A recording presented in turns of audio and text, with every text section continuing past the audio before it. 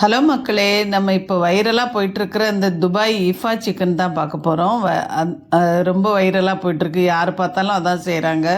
சரி நம்மளும் செஞ்சிடலாம் அப்படின்னுட்டு நான் பண்ணுறேன். இதை பாருங்கள், ரொம்ப ஆனால் நல்லா இருந்தது, ரொம்ப டேஸ்ட்டாக இருந்தது. இதுக்கு சிக்கனை நல்லா கழுவி நல்லா தொட பீஸாக எடுத்துக்கோங்க, வாங்கிக்கோங்க. இதை நல்லா கழுவி எல்லா இடமும் நல்லா கட் போட்டுட்டு அதில் தயிர் நல்லா நம்ம கொஞ்சம் நேரம் இந்த சலிச்சு எடுத்துக்கலாம். அந்த தண்ணியெல்லாம் வெளியே போயிடும், ஹங்கர்டு மாதிரி எடுத்துக்கலாம். இது தயிர் இதில் மிக்ஸ் பண்ணிவிட்டு அதுக்கப்புறம் மஞ்சத்தூள் கொஞ்சம், மிளகாத்தூள் 1 ஸ்பூன், தனியாத்தூள் 1 ஸ்பூன், ஒரு 1/2 கிலோ தைஸ் தான் எடுத்திருக்கோம். அதுக்கு பெப்பர் ஒரு 1/2 ஸ்பூன், சிக்கன் மசாலா கொஞ்சம், நம்ம எல்லாம் அந்த சிக்கனைலாம் நல்லா இதாக போட்டுக்கலாம். கொஞ்சம் சீரகப்பொடி போட்டுக்கோங்க, கொஞ்சம் இஞ்சி பூண்டு பேஸ்ட் போட்டுக்கோங்க. அப்புறம் ஒரு லெமன் புழிஞ்சி நல்லா ஊற்றிடுங்க. ஒரு லெமன் தேவைப்படும், நல்லா புளிப்பாக அது மிக்ஸ் ஆகும்போது ரொம்ப நல்லா சாஃப்ட் ஆகும். அதுக்கு தான் இது எல்லாத்தையுமே போட்டு உப்பு போட்டுக்கோங்க, தேவையான அளவு உப்பு போட்டுட்டு நம்ம எல்லாத்தையும் நல்லா மிக்ஸ் பண்ணிடலாம். அந்த கேப்பெல்லாம் நல்லா உள்ள மசாலா போகிற மாதிரி தேய்ச்சி உள்ள மசாலா தேய்ச்சி நல்லா இது பண்ணி பிசைஞ்சு அதை தனியாக வச்சுக்கலாம். நல்லா ஊறணும். இதுக்கு மெயின் ஒரு மணி நேரம் 2 மணி நேரம் நல்லா ஊற விட்டுருங்க தனியாக. கம்மி 1 மணி நேரமாவது ஊற விடுங்க. அதுக்கப்புறம் நம்ம ஃப்ரை பண்ணிக்கலாம். இப்போ நம்ம கடாயை வச்சு எண்ணெய் ஊற்றிடலாம். எண்ணெய் பேன் மாதிரி வைங்க, கொஞ்சம் ரொம்ப டீப்பாக வைக்காமல், ரொம்ப எண்ணெய் தேவையில்லை. நம்ம ஷாலோ ஃப்ரை மாதிரி தான் பண்ண போகிறோம். இதை வச்சு நம்ம எண்ணெய் லைட்டாக ஊற்றிட்டு நம்ம சிக்கன் எடுத்து போட்டுடலாம். சிக்கன் ஒரு சைடு கொஞ்சம் நல்லா இதாகி வரும்போது நம்ம அடுத்த சைடு மாற்றி போடலாம். டக்குன்னு மாற்றாதீங்க, டக்குன்னு மாற்றினா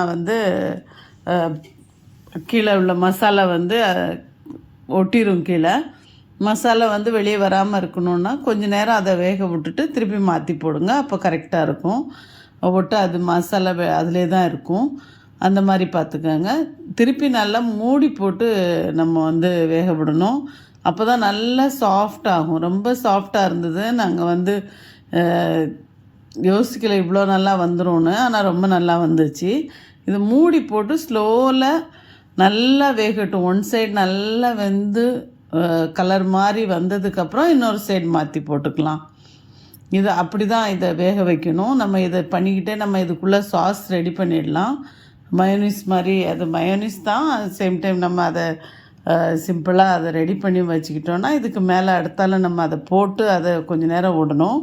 அதுக்காக தான் இது நல்லா ஸ்லோவிலே நல்லா மூடி வச்சு மாற்றி கொஞ்சம் 2 டைம் 3 டைம் மாற்றி விடணும். இப்போ பாருங்கள், நம்ம அதில் கொஞ்சம் கூட மசாலாவோ எண்ணெயோ எதுவோ இல்லாமல் எல்லாமே ஒன்றா வந்துருச்சு பாருங்கள். இந்த டைமில் நம்ம இந்த சாஸ் ரெடி பண்ணிடுவோம்.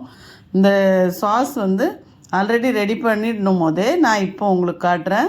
இதுக்கு 2 முட்டை, அவிச்ச முட்டை போட்டுக்கோங்க. 2 பீஸ் க்யூப் சீஸோடது போட்டுக்கோங்க.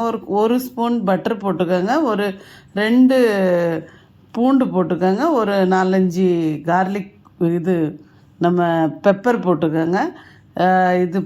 நம்ம உங்கள்கிட்ட க்ரீம் இருந்தால் க்ரீம் போடுங்க, இல்லைன்னா பால் ஊற்றினாலே போதும். பாலும் கொஞ்சம் சேர்த்துக்கிட்டு நம்ம இதை நல்லா அரைச்சி எடுத்துடலாம். இது மயோனிஸ் ரெடி ஆகிடும்.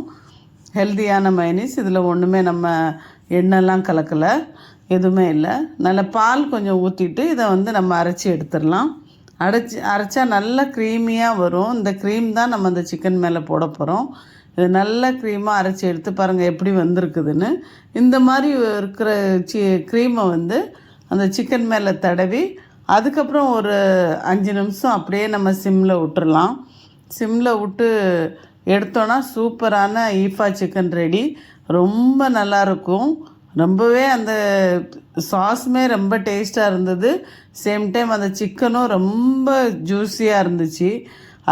இப்படி வரும்னே நான் எதிர்பார்க்கல, அந்த அளவுக்கு நல்லா வந்துச்சு. ஒரு 5 நிமிஷம் நல்லா விட்டுருங்க, மூடி போட்டு விடணும். இது நான் 4 பீஸ் ரெடி பண்ணேன், அதனால் ஸ்லோவாக தான் ரெடி ஆகிட்டுருக்கு எல்லாமே. ஆனால் ரொம்ப ஸ்லோவில் தான் இதெல்லாம் வேக விடணும். ரொம்ப அவசரப்படக்கூடாது, சீக்கிரம் சீக்கிரம் ஆயிடணுன்ட்டு. அதுக்கு மேலே அந்த க்ரீம் தடவிட்டு கொஞ்சோண்டு கொத்தமல்லி அப்படியே தூவி விட்டுருங்க. சும்மா கலருக்குதும் வாசத்துக்கும் தான். நல்லாயிருக்கும், ரொம்பவே நல்லா இருந்தது. அப்படியே அது நல்லா ஒரு 5 நிமிஷம் அப்படியே ஸ்லோவில் ரெடி ஆகட்டும். இந்த மயோனீஸ் மட்டும் நீங்கள் வந்து கொஞ்சம் முன்னால் செஞ்சு வச்சுருங்க. நான் வந்து இதை செய்யும்போது தான் கண்டினியூ அது கூட பண்ணிகிட்டு இருந்தேன். நீங்கள் வந்து செஞ்சு வச்சுட்டு சிக்கன் போட்டு பொறுமையாக அதுக்கு மேலே தடவி இப்படி வச்சு செஞ்சுங்க, நல்லாவே வரும். இப்போ நல்லா எல்லாமே நல்லா ஸ்லோவில் அப்படியே சாஃப்டாக வெந்துக்கிட்டு இருக்குது.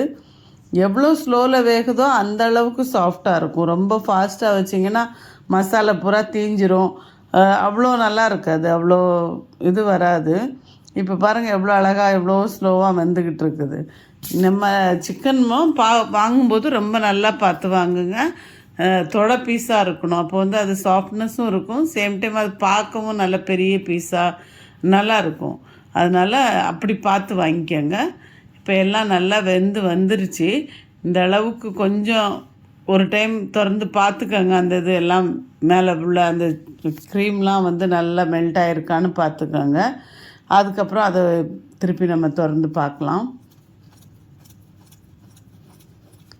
இப்போ நான் கரெக்டாக அது எல்லாம் ரெடியாகி வந்துருச்சு. இப்போ நான் திறந்து பார்க்குறேன், ரொம்ப சூப்பராக வெந்திருக்கு. கீழே எந்த மசாலாயுமே இல்லை, எல்லாமே வெந்து வந்துருச்சு.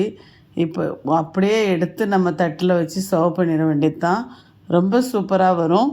கண்டிப்பாக இதை செஞ்சு பாருங்கள். செஞ்சு பார்த்துட்டு நீங்கள் எனக்கு சொல்லுங்கள், மெசேஜ் பண்ணுங்கள். வேறு ஏதாவது ஐட்டம் வேணும்னாலும். எப்படி அழகாக இருக்குது பாருங்கள், ரொம்ப நல்லாயிருக்கும். Thank you so much.